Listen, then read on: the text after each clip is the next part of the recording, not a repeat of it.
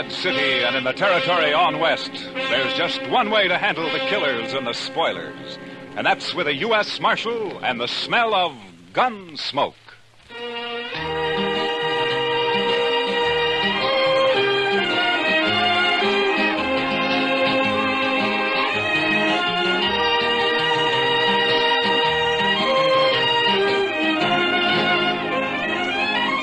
Gunsmoke, starring William Conrad. The transcribed story of the violence that moved west with young America. The story of a man who moved with it. Matt Dillon, United States Marshal.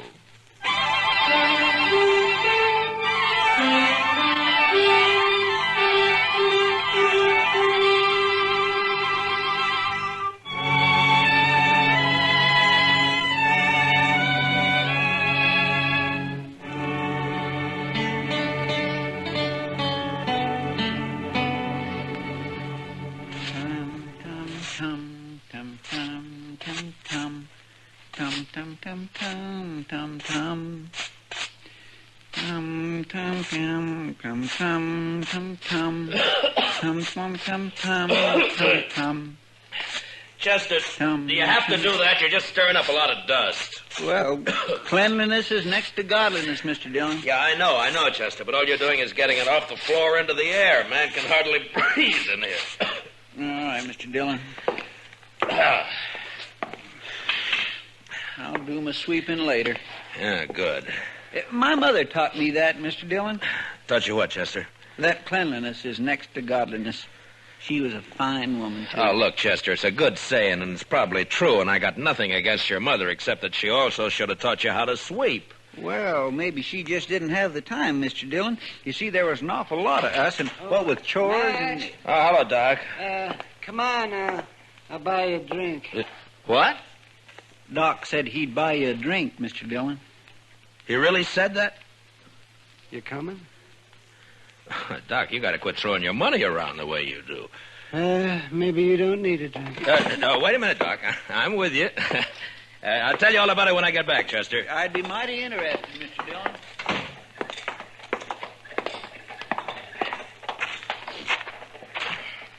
Oh, sure be glad when it gets winter again. Why, Doc? You'll just complain about the cold, then. I suppose.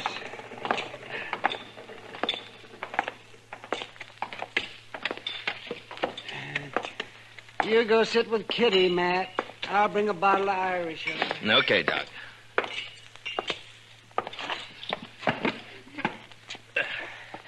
Hello, Kitty. Hello, Matt. What are you and Doc up to? Hey, he wants someone to talk to, so he picked me. And you. Fine. I'm a good listener. Lots of practice.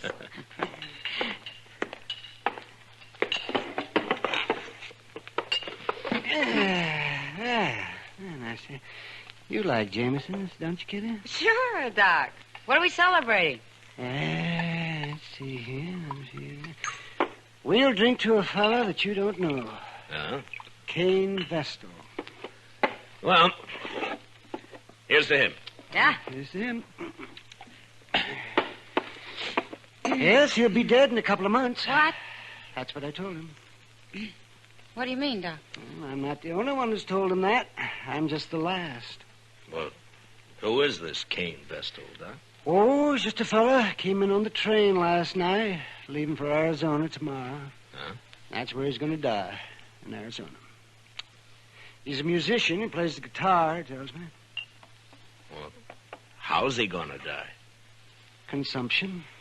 He's got it bad. I'm the last doctor he's going to ask about it, he says. Poor fella. Yes, climate out there, keep him going for a little while longer. I don't know. He's such a sad man for some reason. Well, who wouldn't be, Doc? No, Kitty. I think Cain's been sad for a long, long time. He's a very nice fellow, too. Nothing can help him, huh? No, nothing. You know, it's a funny thing, Doc. I'm just sitting here thinking. Sometimes you have to tell men they're going to die. Sometimes I have to. Yeah, that's right, man. Oh, say, there he is. See that fellow with the car there? He just came in. Oh. Yeah, I don't think he knows anyone around here. You mind if I ask him over? Well, sure. Your party, Doc. Oh, good. Cain? Cain? Over here?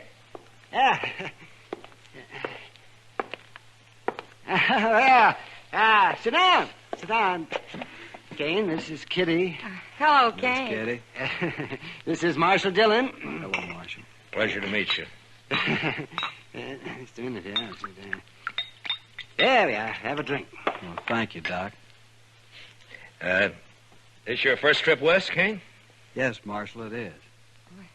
Well, where are you from? Why, no place in particular, Miss Kitty. I seem to spend most of my life on the Mississippi River. I thought you were a musician. I am. I was hired to ride the river boats and play my guitar for the passengers. Oh. Well, at least you've had a constant change of scenery. After 20 years of going up and down that river, it got pretty familiar, Marshal. Well, Cain, I knew a young fella back in St. Louis before the war, and he was learning to be a river pilot. Say, I wonder if you ever ran into him. Name of Clemens, Sam Clemens? No, Doc, I don't believe I did. Oh, he was a very amusing fella. He was just chock full of stories. You leaving Dodge tomorrow, Cain? I'm headed for Arizona, Miss Kitty. No reflection on Dodge, though. If you hit a place out there called Tombstone, I wish you'd look up Virgil Earp for me. Tell him I sent you, huh? Thanks, Marshal. I'll do that. Say, Cain, I wonder, could I ask you a favor? Why, certainly, Miss Kitty. Anything at all. Well, would you play something for us? I had an idea that's what it'd be. Anything in particular? Oh, play something you like, Cain. Another girl I knew used to like this one.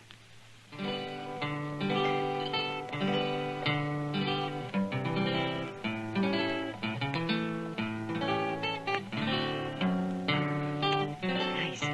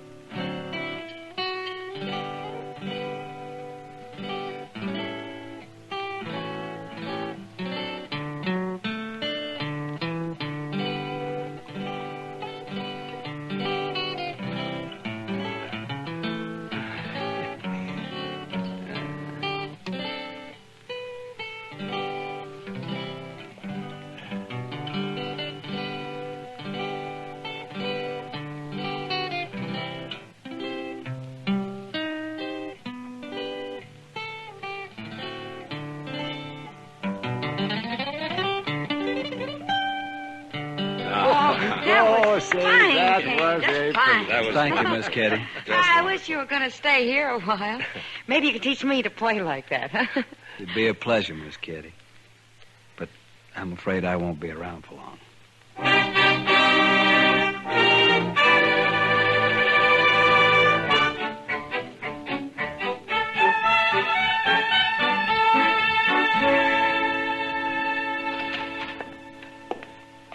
Morning, Mr. Dillon. It's noon, Chester. Yes, sir, I know, but you went off with Doc yesterday, so I figured I had a little time coming today. Well, that depends on how you spent it. Now, if you've been gambling, I am... Now, Mr. Dillon, you know I never gamble. No, sirree. I was out helping a fellow learn to shoot a six-gun, that's all. No? You mean there's a man in Dodge who doesn't know how? This fellow don't. Never had one in his hand before. He's a musician. What? Plays the guitar, he told me. You mean Cain? Cain Vestal? Yes, sir, that's his name. Nice a fellow as you'd ever want to meet. Yeah. But he was supposed to leave on the stage this morning. And what's he done with his six-gun anyway? Well, I don't know, Mr. Dillon. He just come by here early this morning and asked me if I'd teach him. Now, where'd he get the gun? Said he'd just bought it. Anything wrong, Mr. Dillon? No. It just doesn't add up somehow, that's all. Oh, well, he won't cause any trouble. He's not the sort. You never know, Chester. No, sir. And my Kitty looks pretty this morning. She's got a yellow parasol, Mr. Dillon. Kitty? Oh, I think I'll go see her for a minute. I'll be right back, Chester. Yes, sir, Mr. Dillon.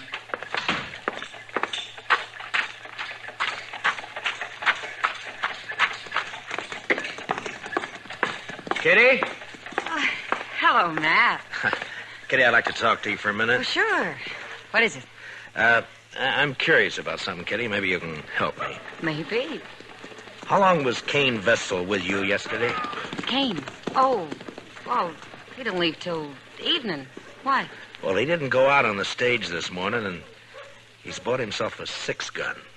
You any idea why? Gun? Uh-huh. Doesn't sound like Cain. Anything happened yesterday, Kitty, or did he tell you anything? Oh, yeah. There was one thing, Matt. Joel Adams and a couple of his men came in. Yeah? Cain got pretty upset when he saw him had a bad coughing spell. Oh? Later, he asked a lot of questions about Adams. Well, what'd you tell him? Just that Adams is a big landowner around here, that nobody who isn't working for him likes him very much. That's all I know, anyway. Yeah. They didn't talk, Adams and Cain. No. I don't think they even know each other. Well, anyway, he sure isn't the sort to be packing a gun. Well, you'll just get into trouble, Matt. Yeah. Where's he staying, did he say?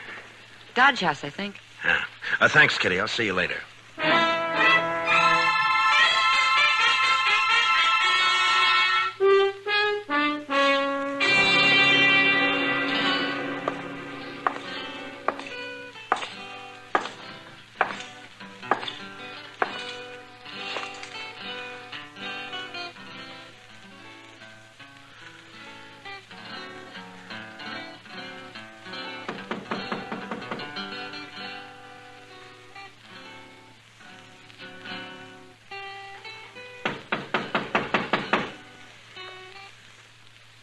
Come in.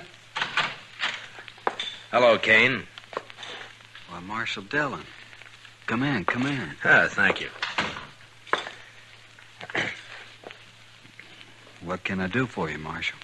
I thought you were leaving Dodge on the stage this morning. Well, I was, Marshal, but I changed my mind. You know how it is. Sure, Cain, sure. Now, we're glad to have you around. I'm just curious, though.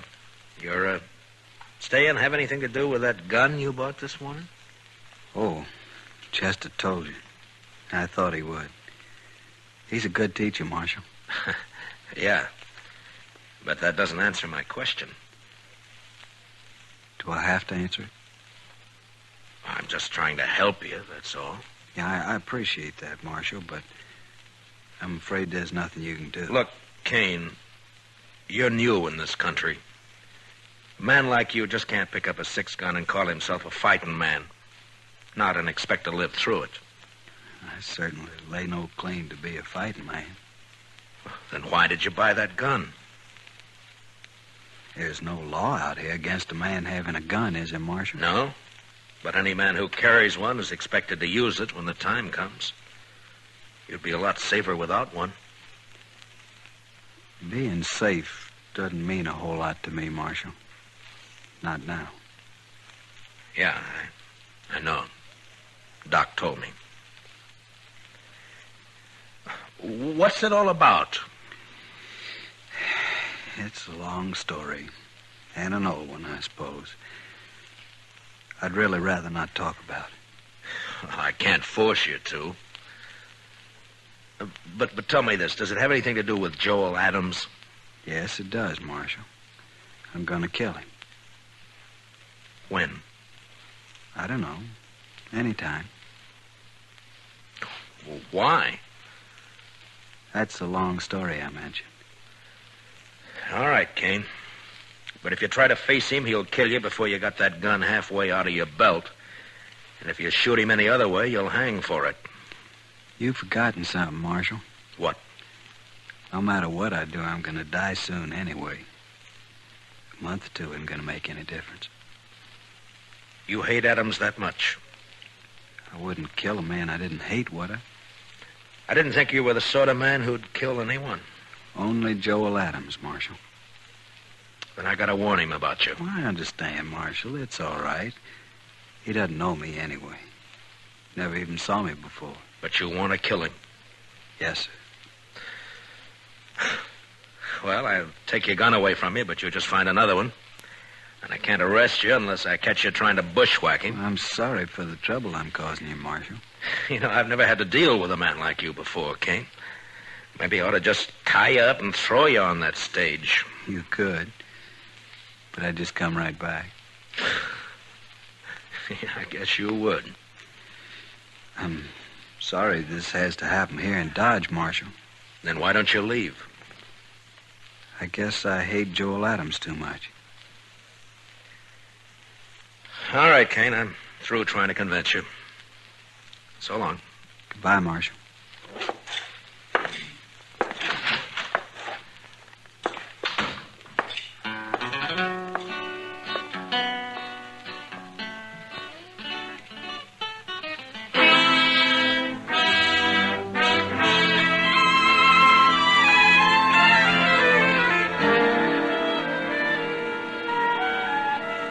I never heard of Cain Vestal, Marshal, and I never saw him before last night. You must have known him somewhere, Adams. You're trying to make me out a liar, Marshal. I'm trying to save Cain's life and yours, maybe. No, he ain't gonna shoot me. I'll kill him first time he looks sidewise. Maybe you won't see him. Oh, shoot me in the back, eh? Well, in that case, In that case, what? why, nothing, Dillon, nothing. Forget it. If Cain's shot in the back, you'll be the first man I take in, Adams. I don't even know him. Why should I shoot him? I'm only warning you. Well, just leave me be, Marshal. I can take care of myself. See that you do, Adams, and only yourself. Why, sure, Marshal. Only I don't much like the idea of some stranger gunning for me. Makes me sort of uneasy. There must be some reason for it. Don't start it again, Marshal. Ain't no reason. I know you've led a blameless life. You never hurt anyone. I did you, told Adams? you twice. There are now, men Dillon. around here who'd shoot you on sight if they thought they could get by with it. I don't think you were ever any good, Adams, so don't tell me Cain's got no reason. I don't You're believe it. pushing me now, I'm Marshal. tired of your talk, that's all. Maybe it's true you don't know him, but he sure knows something about you. Well, then he'll wish he didn't. That's all I got to say. Well, just keep out of his way. Give it a little time, and maybe there won't be any killing at all. Why, sure. All the time in the world. All right, Adams. I've done all I can. Just don't worry about me. I'm not. Then goodbye, Marshal. Goodbye.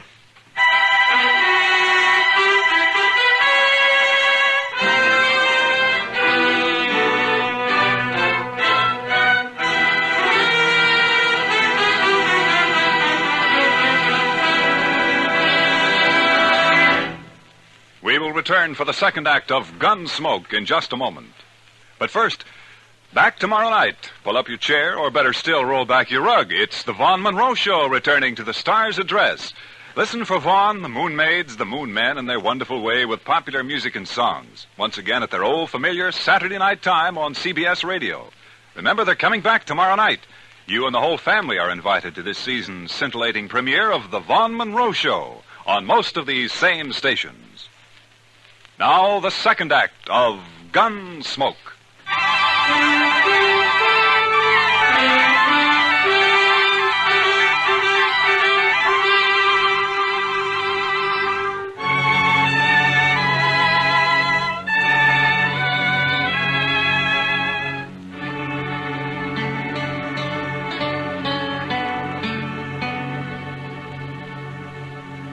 Sure is quiet around town tonight, Mr. Dillon. Yeah. There's a trail herd due in a couple of days. I suppose business will pick up then. You'd think those cowboys be too tuckered out after a ride like that to have any juice left in them at all, Mr. Dillon. Yeah, they're too poor to cut loose any other time. Well, that don't stop them down in Texas, Mr. Dillon. No? No. It's just like an uncle of mine back in Waco. He was poor, oh, he was mean poor. But he always said the only good money was to have fun with. Well, did he have fun? But no, sir. He was too poor, like I said. All right, Chester, all right. All I ask is that you don't try to explain it to me. Well, but there's nothing to explain, Mr. Dillon. It's just that he was forget the one poorest Chester. man you'd ever... Marshal, say, you want to talk to Cain Vestal? What? Cain is upstairs in my office. He been shot? No, not shot. Beat up. Well, how is he, Doc? Well, it's not too bad. A couple of cowboys found him just outside of town. They heard a shot and said 2 men rode off before they could stop them. Yeah? And I guess whoever it was, they didn't have time to finish the job. They just got started working on him. So Adams made the first move, huh? I'll be back soon, Chester. Yes, sir, Mr. Dillon. They hit him on the head with a gun butt. Scratched him up some. Outside of that, he's fine. It's still assault, even if they didn't kill him, Doc. Yeah, I suppose it is. Anyway, they took a shot at him when they heard those riders coming along. Went right through his coat. Yeah. They probably think he's dead. So that's where you went, Doc. I might have known. Didn't even give you a chance to use that gun, did he, Cain? I didn't have a gun on me, Marshal, but it wasn't he. It was they. Huh? Did you recognize them? Well, I don't know many people around here. You know Joel Adams, so you told me. It wasn't Adam. Could you pick him out if you saw him again? No, Marshal, I don't believe I could. Where were you when they grabbed you, Cain? End of Front Street. I was taking a walk after supper. They rode up behind me, one on each side, lifted me up, and carried me out of town a ways. You must have got a good look at them, at least when they got off their horses. It was too dark, Marshal. Yeah. Doc, how long's he been here? Oh, about half an hour, Marshal. Why? Those cowboys who saw you, Cain, they brought you right in here, didn't they? Yes. So it was maybe an hour ago when those 2 men hauled you out of town? It was plenty light enough then. Was it, Marshal? You're gonna fight it yourself, aren't you? Yes, Marshal. It's my affair. It was, Cain, but you've been assaulted and shot at, so it's the law's business now. I won't prefer any charges, Marshal. You don't have to. I've seen you, and I know who did it, or who hired it done, as well as you do. Please, Marshal. I got to handle this my own way. There's a law that says you can't murder a man, Cain, and the same law says he can't murder you. Are you so full of hate you can't get that through your head? I guess that's it, Marshal. All right, Cain. You do what you have to do. So will I.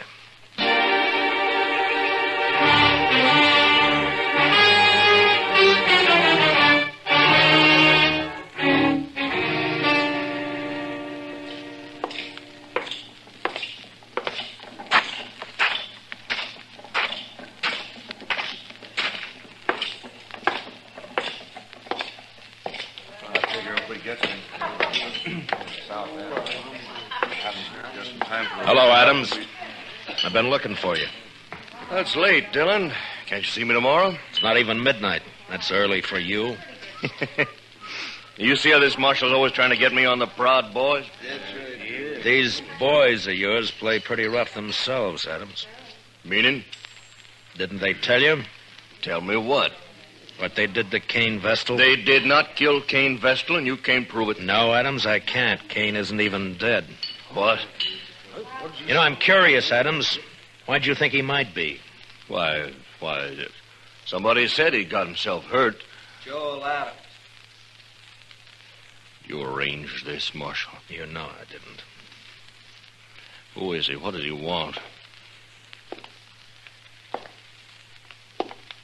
Hello, Joel Adams. Don't strain yourself so you don't know me. Who are you? Cain Vestal. But my name doesn't matter. What are you haunting me for? I never saw you before in my life. That's true. You didn't. But we had a friend in common once. A friend? Who? Julie Travis. What about Julie? You were a riverboat gambler then, Adams, and you had money and fine clothes and a way with women, especially young girls. Julie was only 16 at the time. Never mind all that. So she went away with you to be married, you told her. Oh. I think I guessed the rest. You wanted to marry her, but I got her instead. Is that it? That's it, Adams. That's exactly it. Oh, now I thought you really had something on your mind, Vestal. Well, all right, why don't you get out of here and quit bothering people while you can still walk? Julie killed herself, Adam. She committed suicide. What? You didn't know that, did you? Well, it's got nothing to do with me. Because you never married her after all. It was just a year after you abandoned her in New Orleans. I think it has a lot to do with you, Joel Adams. What are your plans, mister? I see you got a gun in your belt. Gonna kill you. Oh, so? When? Now. Right now. All right, Vestal, draw. Leave the gun where it is, Cain. One thing I always promised myself, Adams. Someday I'd spit in your face. Why, you...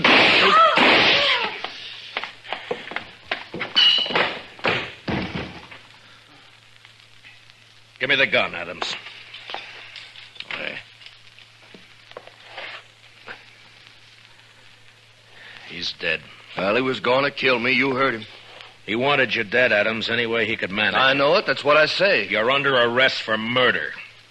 What? It was a gunfight. Cain never even moved for his gun. Well, then I'll hang for this.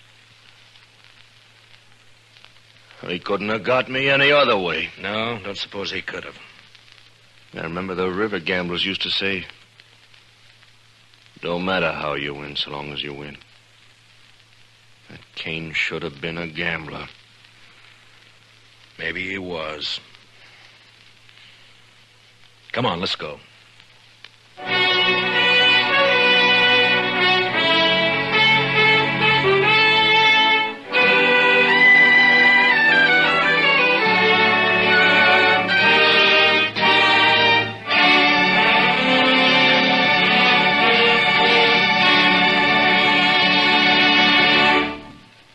Gunsmoke, transcribed under the direction of Norman MacDonald, stars William Conrad as Matt Dillon, U.S. Marshal. Tonight's story was especially written for Gunsmoke by John Meston, with music composed and conducted by Rex Corey. Featured in the cast were Harry Bartell with Georgia Ellis and Larry Dobkin. Parley Bayer is Chester, Howard McNear is Doc. Clancy Cassell speaking. Join us again next week as Matt Dillon, U.S. Marshal, fights to bring law and order out of the wild violence of the West in Gunsmoke.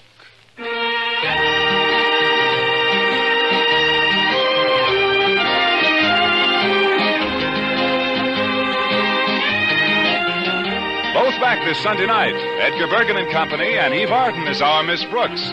Yes, it's the Bergen and McCarthy Show with Mortimer Snerd, Podine Puffington, Effie Clinker, Ray Noble's Orchestra, and guest stars. Back Sunday nights at the Star's Address starting this weekend. Returning the same night is our Miss Brooks, starring Eve Arden as an English teacher ever seeking her special degree in romance. For comedy galore, enjoy Bergen and McCarthy and our Miss Brooks on most of these same stations. Back this Sunday night, presented by CBS Radio. This is Amos, but my real name is Freeman Gosden. I urge you to vote. And as Amos would say, follow the election returns on the CBS Radio Network.